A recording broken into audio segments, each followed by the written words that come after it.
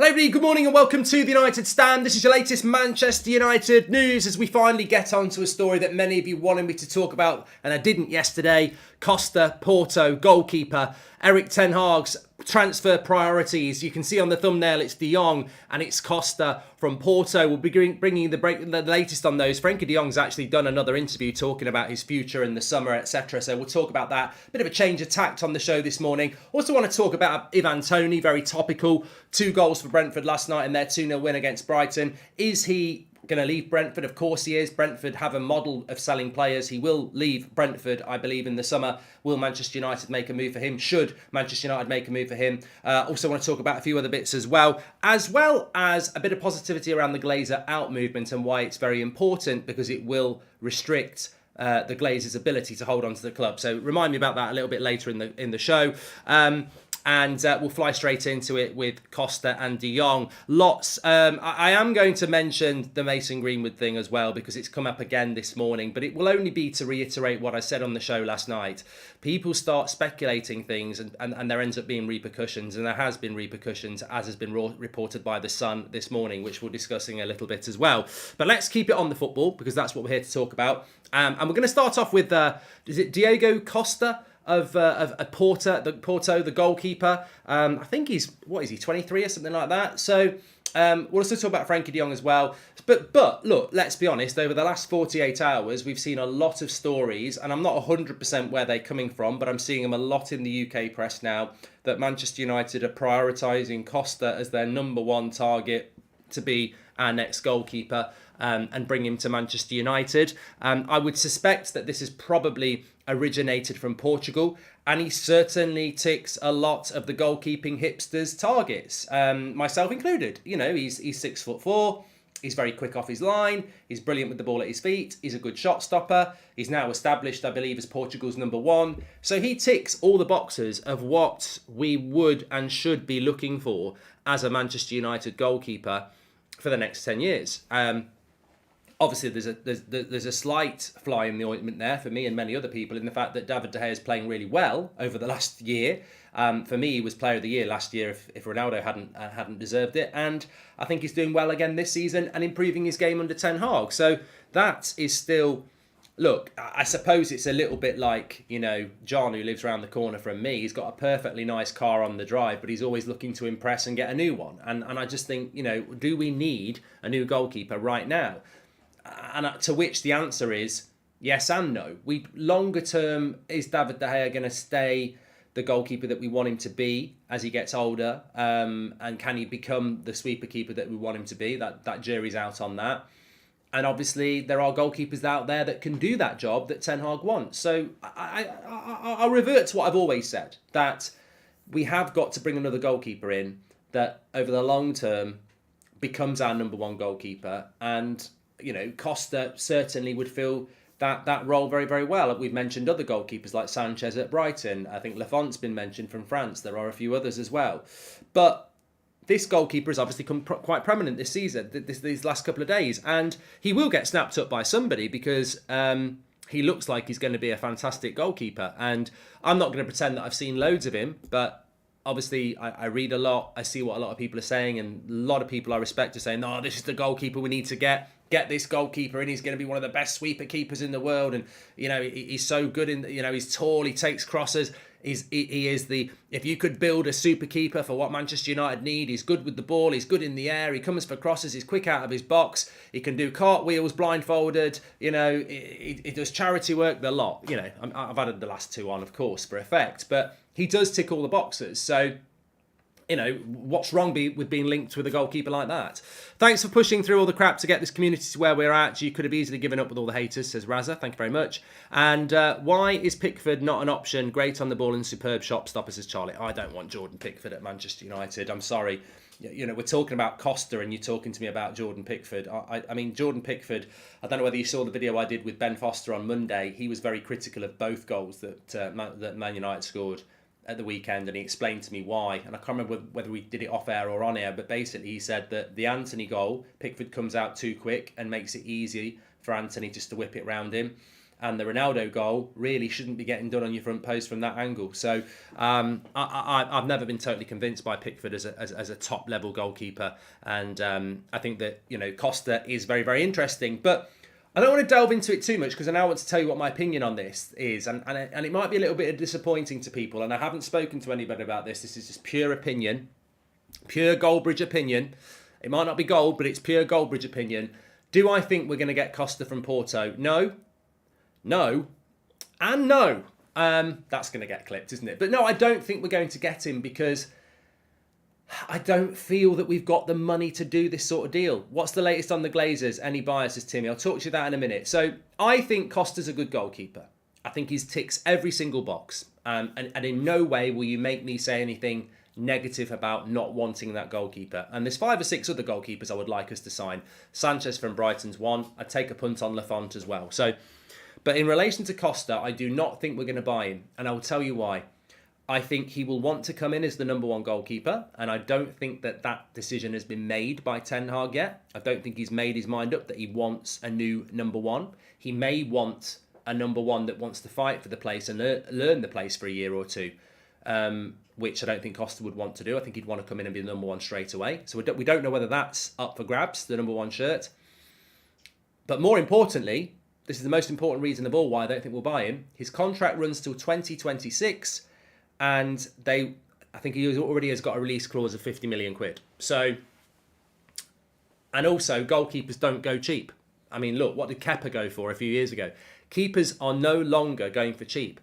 I think Arsenal did a very good deal with Sheffield United for Ramsdale at 25 million. And a lot of people thought that was a risk. And, it was expensive for a Sheffield United goalkeeper, but they probably did very, very good value there. I mean, he's easily doubled his value, hasn't he? So I don't think United have got £50 million to spend on a goalkeeper and then keep David De Gea as well. So for United to spend that much money on a goalkeeper, they've got to remove David De Gea, who's got 18 months left on his contract and he's on 350 grand a week. Now, people will be screaming at the screen saying, Mark, it shouldn't be about the money. It shouldn't be about the money. You're right. It shouldn't be about the money. If this was Man City or Newcastle or Chelsea, this would not be a money thing. This would be a manager saying, I want that goalkeeper, and the Chelsea owner or the Man City owner saying, don't worry about De Gea's wages or anything like that. I'll sort that out. I'm going to get you that goal. Is that the goalkeeper you want? I'm going to go and get you that goalkeeper. That's what should happen. Completely agree. If Ten Hag says, I want Costa and I want to keep De Gea for a year and see how they work together, a club should do that for him. If Ten Hag says, I want Costa and I want you to find a club for De Gea, even though it's going to be a loss, a club should go and do that. But this is one of the issues we have at Manchester United. We're not Chelsea, we're not Man City, and we're not a football club. We are a business club. And they will say to Ten Hag, that goalkeeper, we cannot afford for you whilst we've got De Gea. Basically, what Manchester United Football Club do is they don't treat a manager like a football manager. They treat them like they're part of the board. And this has come out from Van Gaal and it's come out from Mourinho as well. If you're the manager of Chelsea or Man City and you say, I know I've got an £80 million goalkeeper already, but I want that £80 million goalkeeper, the board will solve that. They'll get the goalkeeper and they'll solve the other problem. But what Man United's board do is they say, Eric, it would be great to sign Costa, wouldn't it? It would be great, but you've got De Gea on 350 grand a week and, you can't have both. And what Ten Hag should be saying is, hold on a minute, I didn't buy De Gea. I want Costa. I want to buy Costa. I didn't ask for De Gea. That's your problem to solve. But that will be the big reason why we don't get Costa, because we're a business and they will look at it from a business point of view. And people, anybody who says you're talking shit, Mark, well, I might talk shit sometimes, but I'm not talking shit on this because it's exactly what happened at right back. It's already happened. Some of you might want to bury your head in the sand. I don't think you do when it comes to the Glazers, but it's already happened to Ten Hag. He wanted a right back. He told the club what right back he wanted. It was Dumfries. He told the club that it was doable. He told the club that Dumfries would come. He told the club that Inter Milan would do a deal. He then found a deal for Wan-Bissaka. It was a loss, but the deal was there. And United said, no, you're not having that right back. We're going to keep Wan-Bissaka. So it's already happened that they're not giving Ten Hag everything that he wants. And that is why I don't think we'll get Costa, because I think the money will be too much. And De Gea, they will not be able to remove on, and they won't keep both there. Sharath Kamas Fitness says, great keepers are like strikers these days, hard to find. I believe De Gea will turn this around and Ten Hag will focus on other areas, says Sharath Kamas Fitness. Yes, and look, I wouldn't be, I'm a massive fan of David De Gea. I'm almost in the camp that we shouldn't be talking about goalkeepers, but we do need to bring another goalkeeper in. My preference is you go and spend 15, 20 million on someone like Lafont, who I think's only got 1 year left on his deal. You bring him to the club, you develop him under. That's the move for me. And we're only doing it because we're owned by the Glazers, but that's the move for me. Keep De Gea and bring in a really exciting young goalkeeper who's not got long left on his contract and bring him into the club. And I think Lafont fits that profile. And then he can work under De Gea and eventually take his spot. Isn't De Gea's contract ending at the season with an option for a further year? Says, like, yeah, but we'll renew that. We'll renew that. Yeah. Dumfries is abysmal, says Ziad. Get Frimpong. Well, I'm not in charge of recruiting. I'm just telling you what the plan was, whether you like it or not.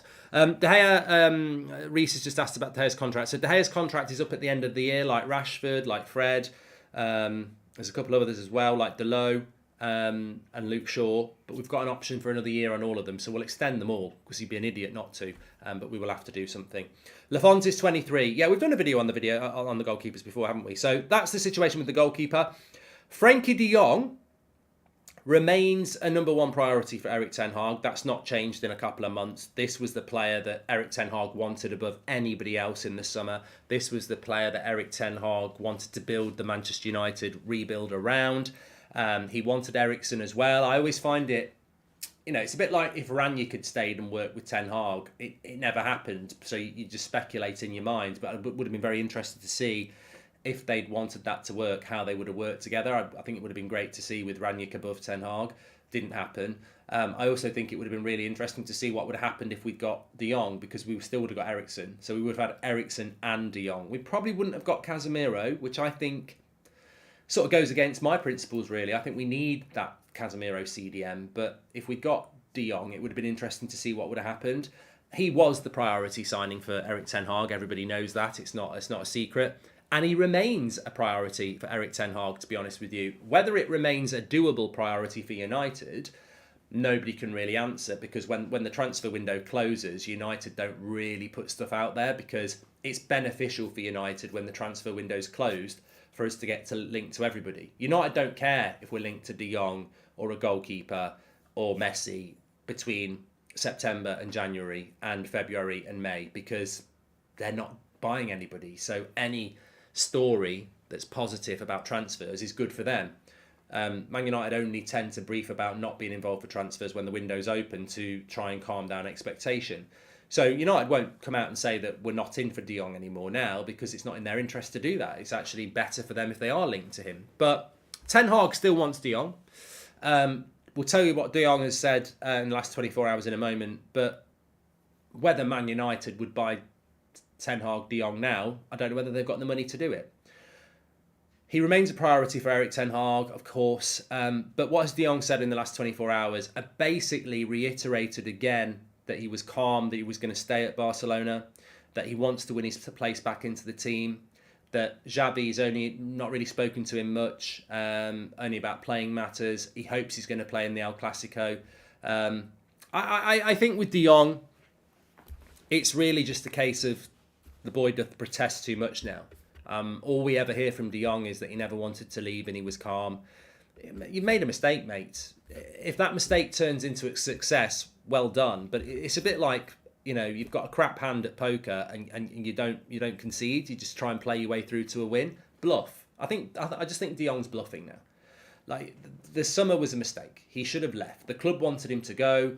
He spent most of the season on the bench, and he's dug his feet in on a short career on a gamble. He's gambling that everything's going to fall apart at Barcelona and they're going to go, Frankie, we were wrong. We need you back in the team. That's the whole play by De Jong.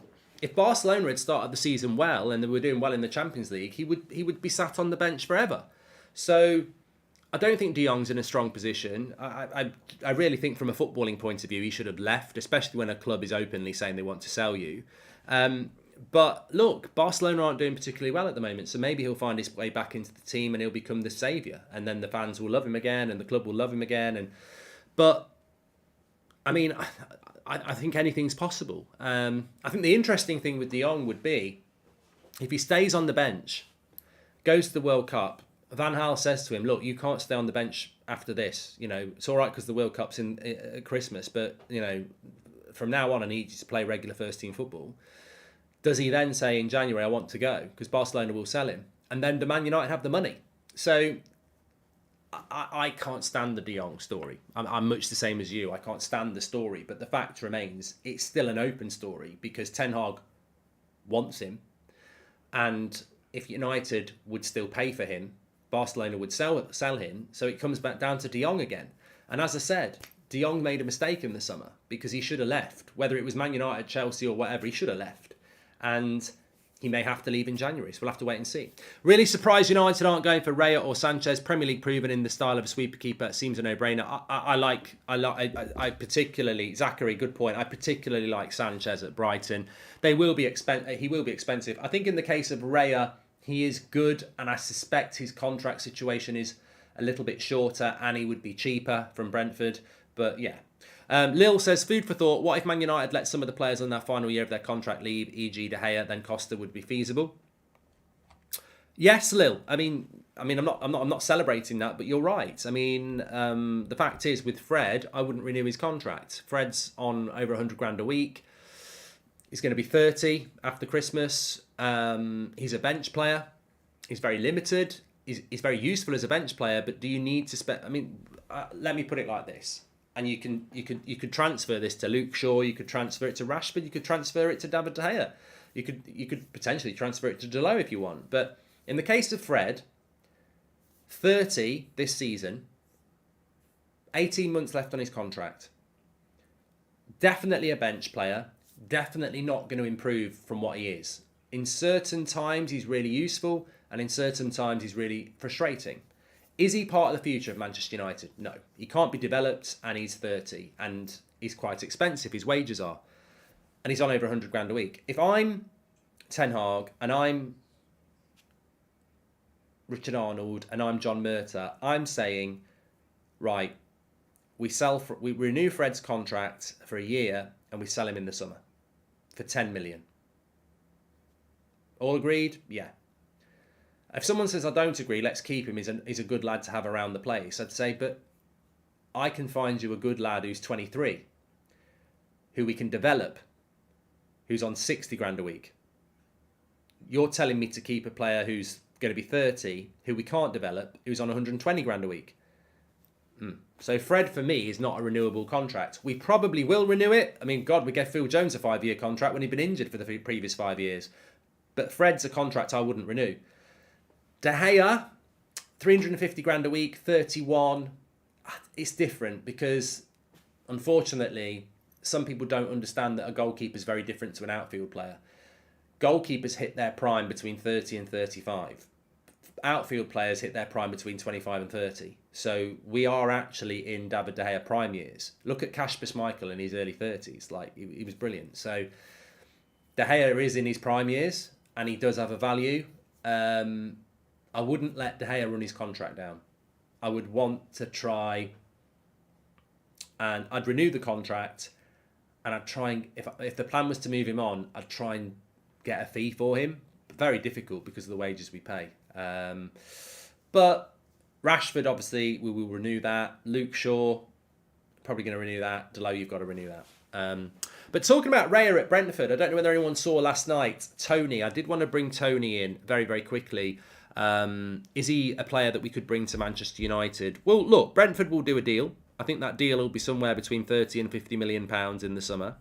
Premier League proven, and a different profile of striker that, look, what I would say about Tony is, and my opinion changes all the time, but when I was thinking about it, and I thought I'll bring this into the show, when I think about Ivan Toney, we need to remove the snobbery in football, in the sense that, well, he's a Brentford striker, can he do it at Manchester United? Take Man City and Liverpool out of the equation. The Premier League is quite close. Like, Brentford can beat Man United. Brighton can beat Manchester United. So we can't be, he's only a Brentford striker when we're not anywhere near the Man Cities of this world. So take the snobbery out for a minute, because this is what Chelsea have done with Potter. Manchester United would not have given Potter the job from Brighton. They'd have gone, oh, he's only done it at Brighton. Chelsea have given him the job, and it's working well. Early days, but it's working well. So I think Tony to Manchester United should be considered. What I would say is, what else is available? Not, let's not buy him because he's from Brentford, but what else is available at around that price? Because you've got to get it right. You've got to get it right. And I'm not saying there's anything wrong with Ivan Toney, but there might be something that's better than that, that's going to be better than that, and that might be worth looking at. And, you know, people like Gakpo come to mind, of course. But look, Tony definitely deserves to be in the equation. And as I said last night, if Gareth Southgate is a complete and utter prat if he doesn't take him to the World Cup, because there will be a penalty shootout. And as we saw in the Euros final, he brought Rashford, Sancho on, didn't he? I think he had one of them playing at right back with the last 2 minutes of extra time because he knew he wanted them for penalties. Ivan Toney will score you a penalty. So, Jonathan says João Felix and Vlahovic. Look, if Atletico Madrid want to do a deal, I would go for João Felix. I don't believe... I mean, Sesko would be very nice, Asif, but I don't think we can do it. The João Felix story, I don't believe it. I don't believe it. I don't believe that we're in for João Felix because we seem to be being linked with Costa, the goalkeeper, for 50, 60 million. João Felix for 70, 80 million. We're still being linked with De Jong for 60, 70 million. Where's this money coming from? Where is it coming from? And look, if we were Chelsea or we were Man City, we'd be having this conversation. Yeah, let's get Costa, let's get João Felix, let's get De Jong, let's get Bellingham. Yeah, we would. And we should be having those conversations. But I don't think we've got the money for it. I really, really don't. We need to build a new stadium. The Glazers don't really want to be chucking loads and loads of money at the club. So I don't know where this money comes. And of course, we're not like Liverpool. We can't sell a Coutinho for 135 million to fund. We've got no one to sell. And you know what? I think this is a great point. We spend so much time at Manchester United discussing who we're going to buy. This £80 million, that player, that £100 million player, this £100 million player. How many players do we sell for any money? How many players over the last 10 years have we sold for money? It doesn't get mentioned enough, and it's a disgrace, an absolute disgrace. We quite rightly talk about, let's go and buy Bellingham for 100 million. Let's buy Anthony. Let's buy Sancho. And we do it. Pogba, 89 million. We do it. But when do we ever sell anybody for that? I can't think of the last time we sold a player like Liverpool have done, or even Man City do. Like we buy all these players and we don't sell anyone. What does that tell you? We're buying badly. We're not buying, we're not developing well. And that needs to change because, you know, if we were producing good players, it's sad when they go, but when they go, you reinvest that money. Liverpool did it quite well with Suarez and Coutinho, and they still do it now. These little deals they do add up. I mean, I think they got 20 million for quite a few players that you've probably never heard of. So, Mayno says Bruno 50 million. Yeah, we bought Bruno. There are any chances... I mean, look, if we tried to sell somebody tomorrow, who would we get the most money for? And remember, you're never going to sell Martinez or Anthony because we've only just bought them, or Casemiro. So if we wanted to sell somebody tomorrow who we haven't bought in the summer, who would get the most money for? Probably Bruno Fernandes. I think you'd get 60, 70 million pound for Bruno in this market. Sancho, you wouldn't recover your 74 at the moment. Rashford, he's only got 18 months on his contract. So again, you're probably talking 50, 60 million. Yeah, the Man United value of players needs to go up. This is something that Ten Hag hopefully can do, where other clubs are... When was the last time Real Madrid or Barcelona were circling Man United going, we want to buy him? That just shows you where we fell off as well. So, yeah, Lukaku we got some money for from Inter, to be fair. But we're not going to sell any of those players anyway, are we? But it's a good point. I think it is a good point. But on the Glazers, by the way, the importance of the protests and the importance that the Glazer out movement continues. I personally think the Glazers are going to sell anyway because I think they don't want to fund a new stadium. But what is really important that the Glazer out movement continues, and again, I think it deserves a bit of publicity. You may have seen, I think it was in early August, TeamViewer. I think they had their AGM or something like that, and basically it was put out there that TeamViewer, who obviously sponsor United shirts, already only 1 year into their 5-year deal with Manchester United, will not renew. That's unheard of.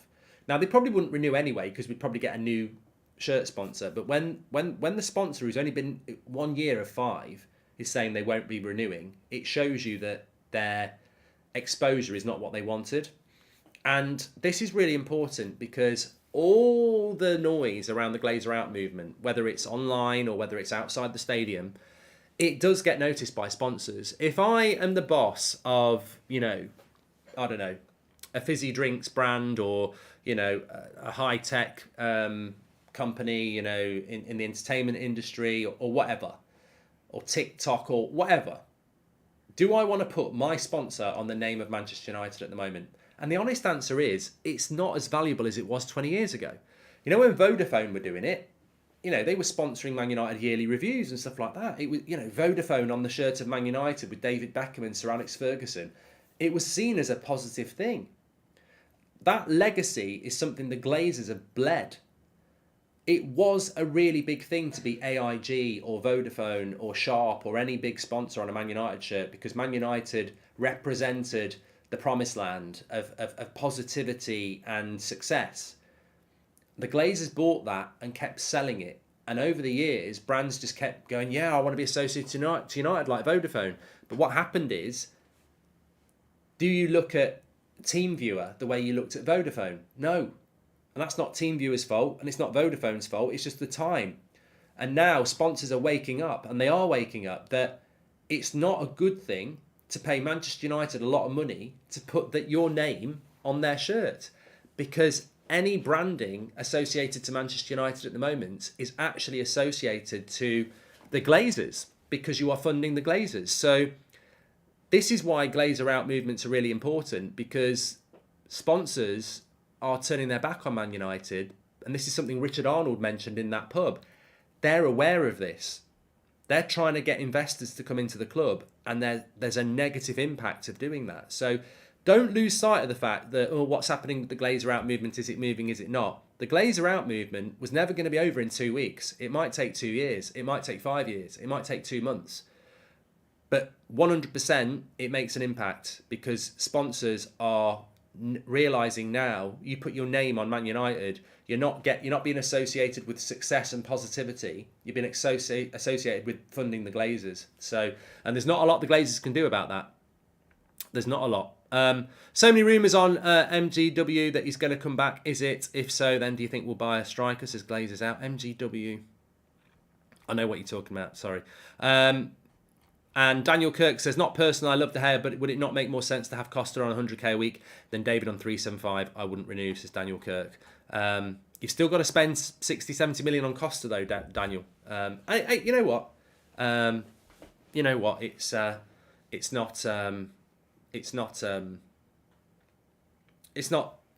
There's nothing wrong, Daniel, having your own opinion on something. Right, okay, let me just have a quick look online, because I don't know whether we've had any updates while I'm live. Potentially we have, so let's have a look.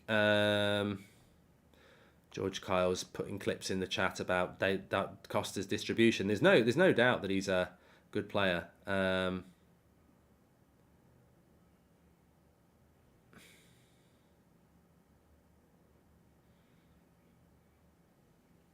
So, okay, let me just... I'm going to quote the story, because then we are at least being honest. And actually, it's been put on like United Report and everything else. So, you might have seen it this morning. Mason Greenwood has been arrested on suspicion of breaching his bail conditions after he contacted his alleged victim. This is being reported by The Sun and numerous other Manchester United fan aggregators. So... this is what I was talking about last night. A lot of people yesterday were online doing things they shouldn't be doing. They think they're helping, maybe they think they're trolling, but they're putting information about an ongoing police investigation online and saying, you saw what they were saying. And I said this last night. I don't understand why people can't have a bit of respect. Stop speculating on something you don't know what's going on. I've always spoken about this with my experience of how the law works in a helicopter way. I'm not talking about specifics of any case, but when you start commentating on an ongoing police investigation online, and not only that, start putting stuff out there about what you've heard and what's happening, Those people investigating that case ain't stupid. They don't live in a cave. They'll look at that and go, where's that coming from? If that's happened, that's breaching his bail conditions. And that's what's happened. People have put information out there yesterday about stuff going, this is happening, this is happening. And lo and behold, he's been arrested today for breaching bail conditions, according to The Sun. I'm not surprised. I'm not commenting on it, but I'm not surprised, because what people were saying online yesterday, if you have a situation where there is an investigation going on between you and somebody else, and you are speaking to that somebody else, you are breaching your bail conditions because you are speaking to somebody who is part of your investigation. Now, that's a helicopter view on something. I don't know what's gone in relation to this, but what I will say, and I will keep saying, and many other people will say, this is a police investigation. It is live. Commenting on something you're not involved in can have big ramifications. So whatever you want to happen with this case, you can't solve it and you can't comment on it and make it happen. And by doing that, you might actually make things worse. And that is effectively what's happened this morning. People cannot comment on live investigations on what's going to happen, what is happening and why it's happening, not expect people to see it and then act upon it. And that is why whatever you want to happen on this, however passionate you are about this, keep your mouth shut and wait and see what happens, because we have got nothing to do with it. But you can make things worse, because you could open up a right story now. Somebody might have seen that yesterday and go, that's not right, I'm ringing this, and it just let the process happen. We will have no involvement in it. Let the process happen. And when it's out publicly, we can comment on it and we can all have our moral stance on it. But speculation on ongoing police investigations is going to end up with what's happened this morning. It's going to cause issues, but people don't seem to understand that. They think the bloody Hetty Wainthropp investigates. It's not a Netflix documentary. It's real life involving real people. And the only people that can comment on this is Manchester Police, when they tell us whether the case is going ahead, whether it's not. And at the moment, it's an ongoing police investigation. And I tell you what, for all those people who think it's not, it clearly bloody well is, when it's being dealt with today. So there's your latest update. I mean, it is from The Sun, so we'll have to wait and see where else it comes from. But your very latest update on this is that it's very much a live, ongoing police investigation. So it happens every couple of weeks, doesn't it? People start talking about what the team's going to look like now. When's this going to happen? When's that going to happen? And it's like, you can't talk about it. You just don't know what's going to happen. So, it's very frustrating for a lot of people. I used to work in this industry long time ago. And the one thing they teach you is patience. You have to be patient because you can't control it.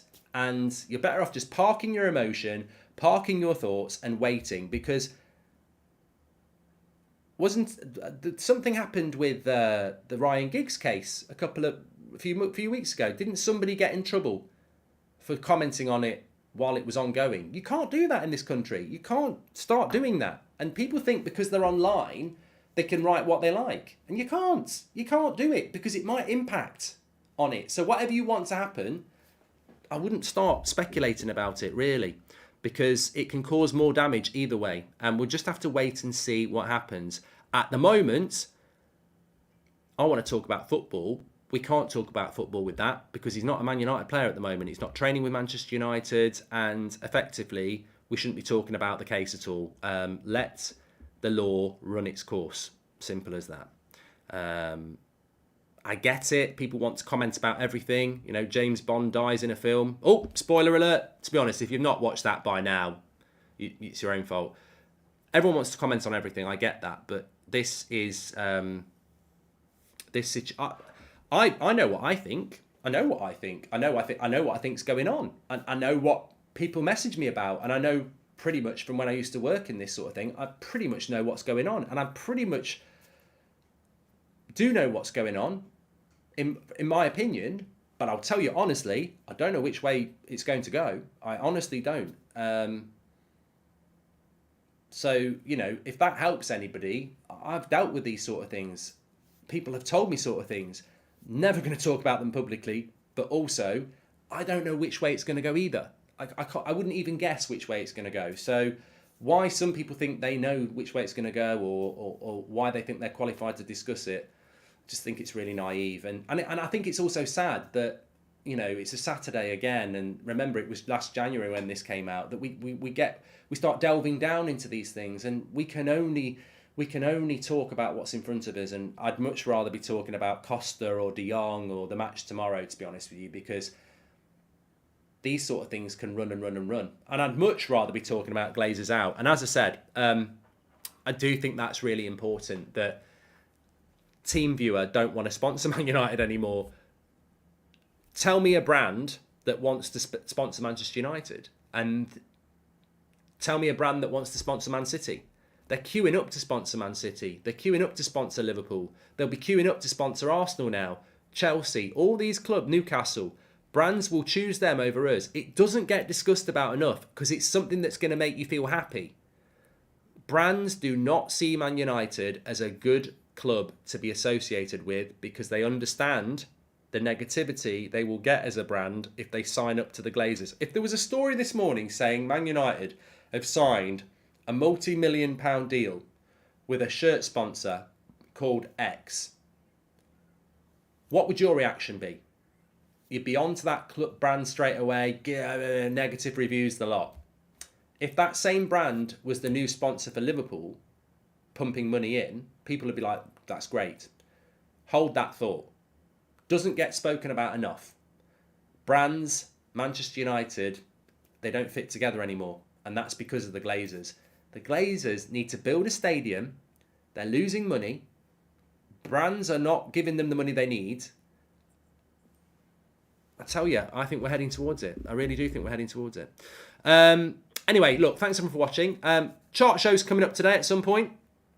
I'm on TalkSport tonight between 7:30 and 9. If you want to call in and have your say, get involved. It will be live on YouTube. And we'll wait and see what happens. There might be some content coming out. I've got a new members video coming out this afternoon, by the way. If you are a member, make sure you check that out. You can join the members club. I think you'll really enjoy it. And Charlie says, Frankie de Jong soon to be sitting on the bench and watching Barcelona in the Europa League. Irony, says Charlie. Well, we'll have to wait and see what happens with de Jong. Thanks everyone for watching. Take care. Really enjoyed the show this morning, actually. Just feel like a different pace to talk about different topics. And that sponsor thing about the Glazers, we won't stop talking about the Glazers. I know it can become relentless, but I think there are different angles that can offer positivity. Don't forget, United aren't attractive to sponsors anymore, and a lot of that's down to you. And they're not going to become attractive to sponsors until the Glazers go. And money is the thing that bothers the Glazers. So, take that as a positivity when you're sipping on your coffee or your tea this morning. Sponsors don't want to work with United anymore. And I think that'll be another reason why they go. Speak to you in a bit. Thanks for watching. Take care and stay safe. Thanks for watching.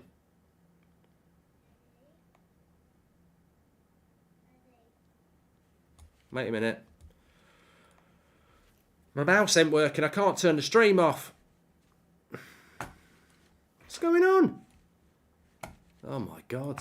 This has never happened before.